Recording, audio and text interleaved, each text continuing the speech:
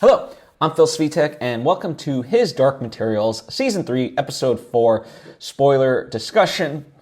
That's right, by its very nature, I assume that you've seen all the episodes up until this point, including this one, right?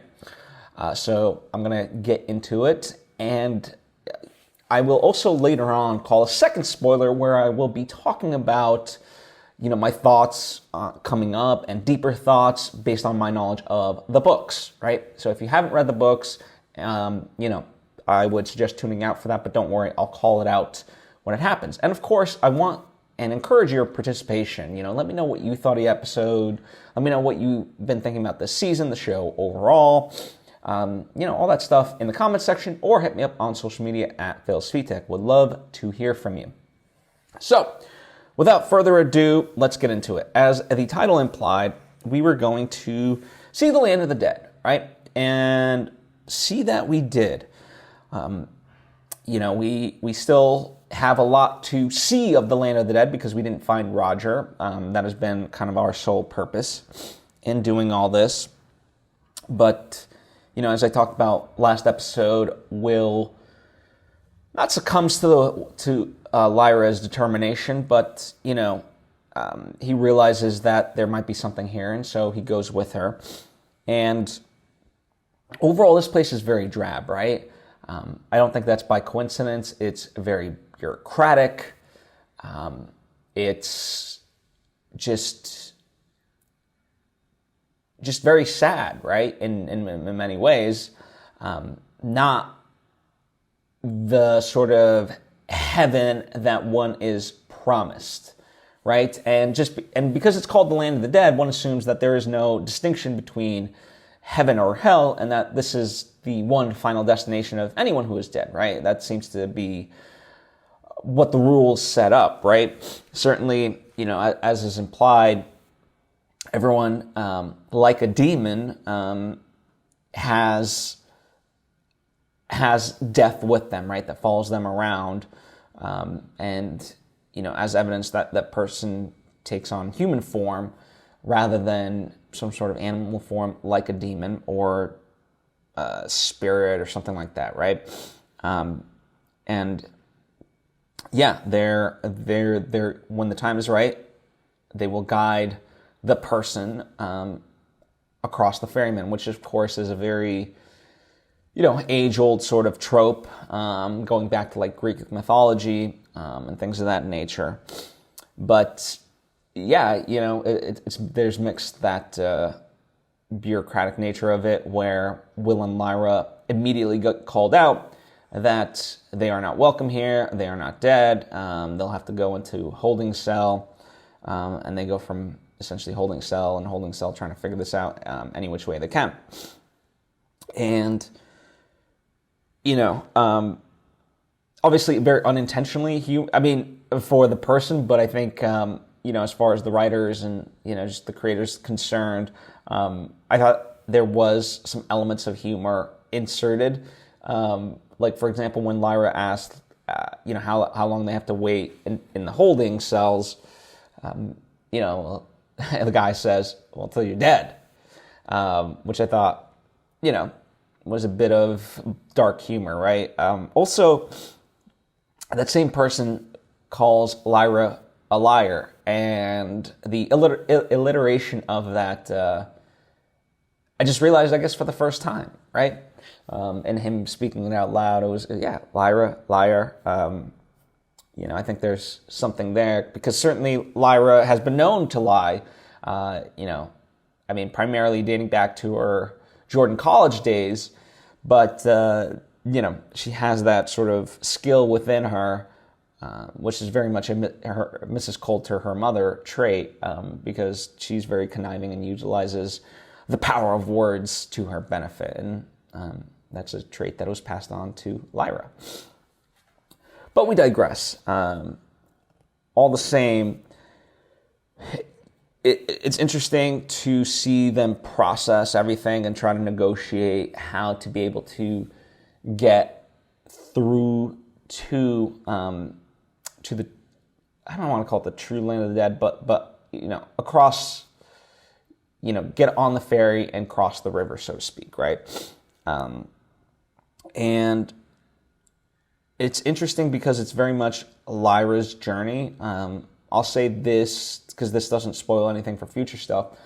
In the books, it's a little bit more dual-natured with Lyra and Will, right? In particular, the ending moments, and I'll backtrack a little bit about other stuff as well, but we're building to those ending shots of that ferry slowly going away. Excuse me. We see the fog, and we get perspectives of Lyra looking at Pan, Pan looking at Lyra. And it's deeply affecting, because she wants to help her friend Roger. And as she says, she pretty much made a promise and she has to stand by that and uphold that. But in doing so, it's a letting go and a breaking of a promise to Pan, an unspoken promise. And as he says, I never signed up for this, it was just a very emotional episode in general between the two of them. Because even earlier on, she says, I thought you were on my side, Pan. And he said, no, I'm always by your side. And meaning that, he thought he had a little bit more agency and she listened to him rather than just doing what she wants. And so we'll see, her heart is pure. But as pointed out, that's kind of the interesting aspect of all of this is that, someone does point out everyone would love to share something to their loved ones, right? So Lyra's got Roger, Will's got his father, but, for many people, time passes too quickly. We don't say the things we actually mean to people, and then we have regrets, right? That's in many ways part and parcel of humanity, and so what makes them different, right? And so one can get a reading of it, well, why you, it can come off as egotistical, or whatever else, and, I thought that was interesting. And I like how Will and Lyra, have their moments of confronting that, as Will says, what if we don't come back out of this alive? Because no one has, right? Again, this is unprecedented. And as she says, then I'll have died doing something good. And, it's something that I noted in other episodes of season 3 and probably even before this. But knowing that she's the product of, Lord Asriel and Mrs. Coulter, and she's seen them justify, what they do, as opposed to just having a moral compass of, is this a good act? Is this not? Regardless of how much good it may bring about. She's not very utilitarian, certainly not in this instance. And so she says, then we'll have died doing a good thing. And that's obviously significant and I think gets to Will. Now, what is different about this versus the book, and again, this doesn't spoil anything, so that's why I'm including this here, is that Will, we in the novel, we see his demon, and essentially Pan is comforted by Will's demon as Will and Lyra head out. And it is very painful and emotional, certainly as is depicted here. But I think from a storytelling perspective, I think it might have been harder to pull off to sort of... first off, you have to introduce Will's demon, then them talking, Lyra and her talking. So I think it just kind of distracts and breaks the emotional significance, if you will.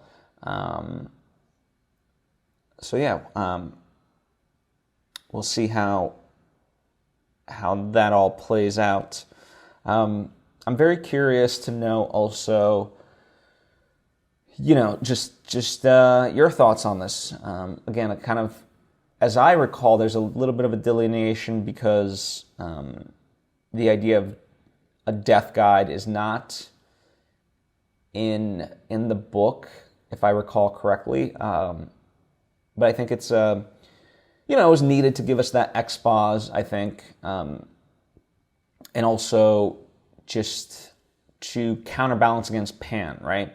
Because essentially, as her death guide tells her, I know you better than you know you. And it was interesting to see Pan's reactions to all this because, he feels like he knows Lyra better than Lyra knows Lyra.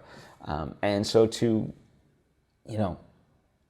get all this information all at once and really be sidelined, literally and figuratively, I thought they did a very good job to build to that ultimate climax and that final shot of, Pan on the pier, and that's it.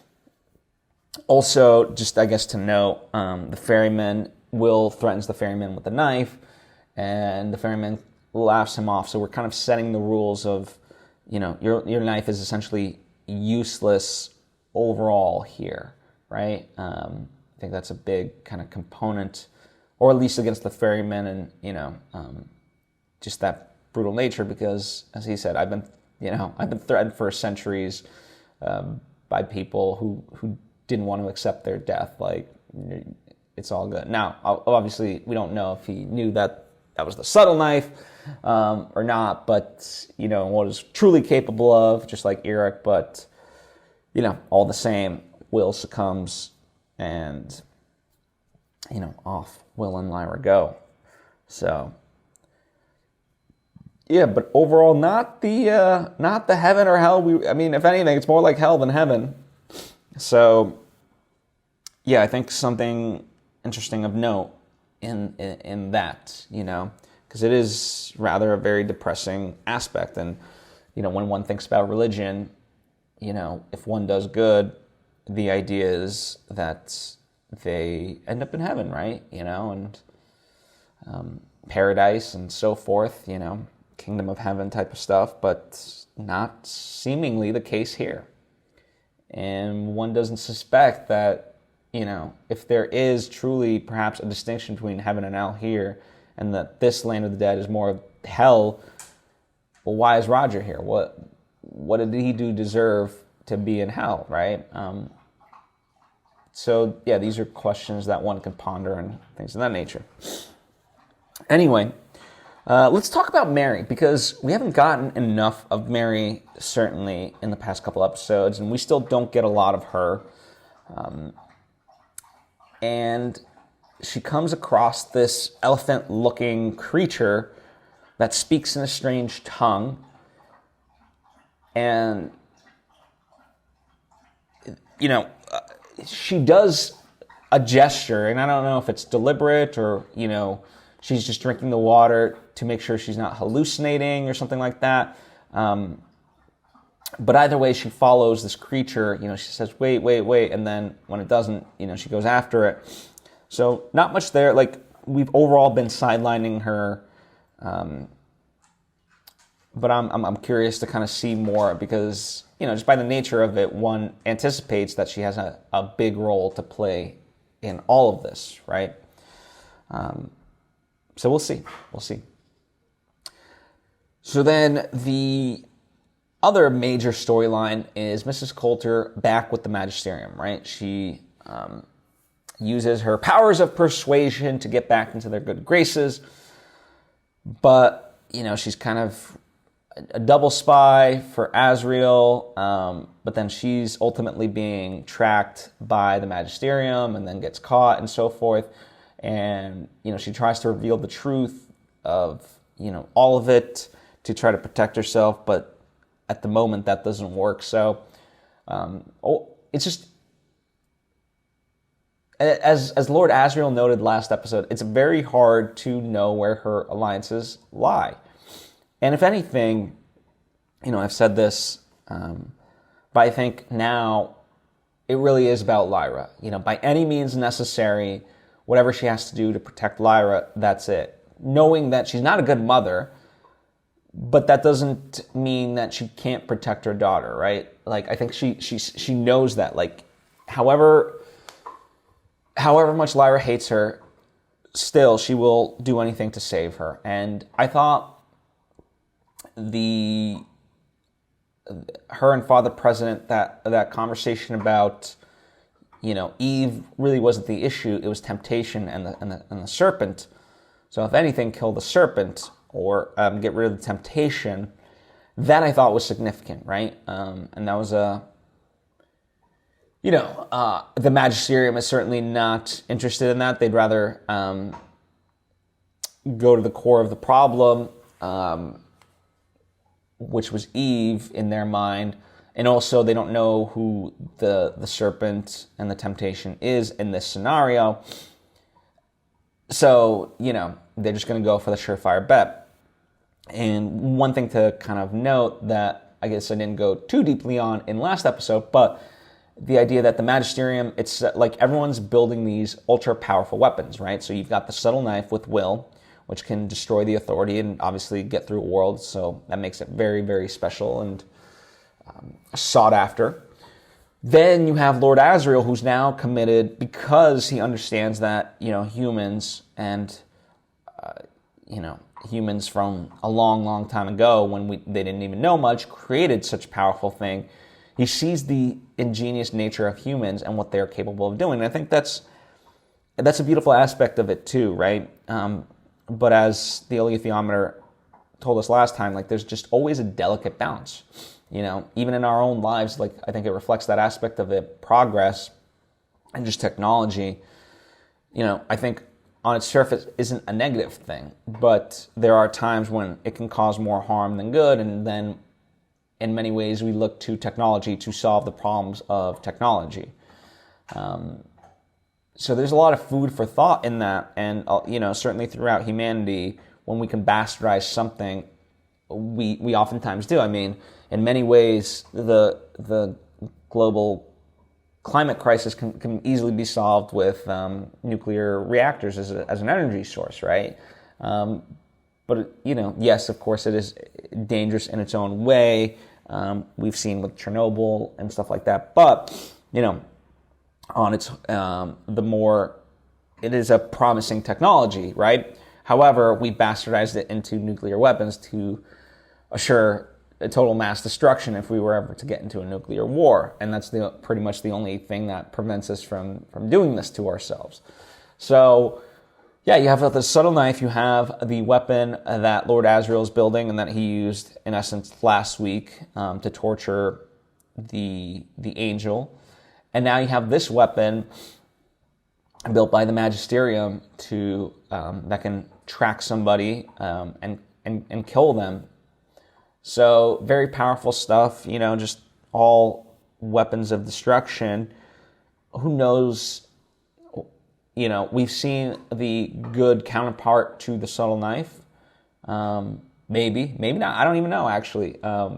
But I only say that there has been good because it's benefited Will and Lyra to be able to get through worlds and do seemingly what they're doing. But maybe it's not a good thing, right? So we don't ultimately know.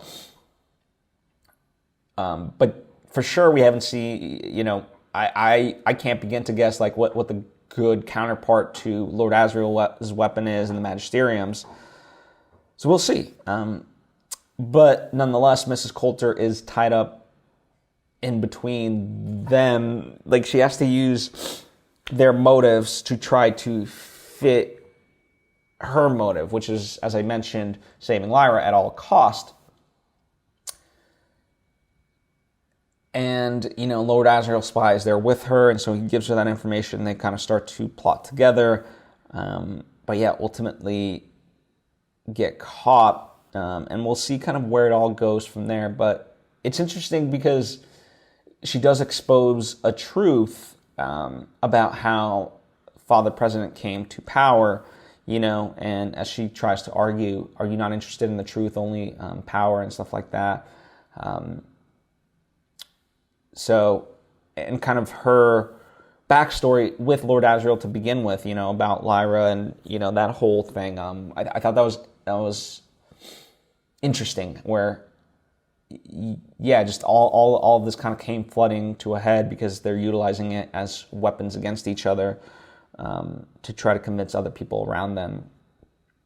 So, yeah, lots going on there. We'll see what happens with Mrs. Coulter. But yeah, she's just enigmatic on screen. Just so you love to hate her sort of thing, right? So diabolical and whatnot. So yeah, that's kind of the overall thoughts without getting spoilers into future episodes and the books. So I will get into that now, right? So here's your second spoiler warning. So,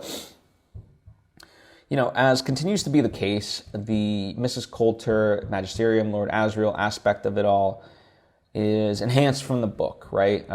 Certainly this interaction didn't happen in the book, but I'm glad that it's there, but at the same time, I'm hoping that we get more of Mary because, it's come at a cost to that. By this time, I feel like in the books, Mary knows who these elfin creatures are. She's kind of found at least a rudimentary way of communicating and so forth. So I'm really looking forward to that angle of it with the Amber Spyglass. And I think, perhaps it's because they're trying to hold it off. Like, one thing that I was thinking about with the book itself, there's essentially the war against the authority, and they kind of win. Mrs. Coulter and Lord Asriel, they end up dying. So we'll see if that ends up being the case. But then Will and Lyra go to Mary after the war is essentially done. And I think from a TV epic fantasy storytelling perspective, I think it works in the book, but I think here they're going to kind of try to align it where the war can't be won until Lyra and Will meet with Mary and all that stuff. That's just a guess, because I think they're going to want that sort of big conclusion ending and, having this large fight only to then still have quite a large chunk that's more reflective, if you will. I don't think, I think they'll kind of change that up, and certainly the way they're building it, where we see so much of the Magisterium and Lord Asriel, that I think it'll come to a head there. I'm curious to see the Land of the Dead. From the books, we know that we're going to meet Roger and Will's dad, and kind of what happens there. They learn and I noted this, and I didn't want to kind of spoil it too much, but the bastardization of the Land of the Dead, right? It's not heaven, and it does feel more like hell. And so, that's kind of part of it. It's this entrampment of the authority having created this, and so, creating an opening into the world to allow their souls out into the worlds, and essentially become dust and, find peace, if you will, right? That's what this is all about. As I made mention, we didn't get Will's demon, which I thought was interesting. So we'll see how that comes into play, like if we will meet Will's demon and so forth. But yeah, overall, I'm just excited. I'm excited to get more of Mary. I think she's a wonderful actress. When they talked about, in particular, about killing the serpent, I thought for sure they were going to cut to Mary, because anyone who's read the books, and perhaps even people that are just watching, they can kind of tell Will is Adam, Lyra is Eve, and Mary's the serpent, right? So it'll be interesting how they ramp up that side of it. And it's also interesting right now, we know Bartholomew, he knows that the knife is active, let's say, and he is going to return to Lord Asriel. So it'll be interesting to see how Lord Asriel reacts once he finds out that the knife is in possible play for him. We'll see what happens with Mrs. Coulter, and if that information also gets back to Lord Asriel, and what he'll do with that. Will he be concerned in the least, or not? Certainly he hasn't really cared for Lyra, right? Like, the minimal action was just, okay, let Mrs. Coulter go. If that saves my daughter, then fine. but I'm not gonna sweat it too much, right? So lots at play here, yeah, just looking forward to that, all those aspects of it. We're halfway through, as I believe. I think there's only a total of 8 episodes. We've just finished up episode 4. On HBO Max, they're dropping 2 every week, so that'll be 2 more weeks, and I'll continue to break it down on a per episode basis. But yeah, looking forward to what's to come, and I'm excited. So let me know your thoughts and ideas in the comment section, or hit me up on social media at Svitek. Thank you so much. I appreciate you. I'll see you next time.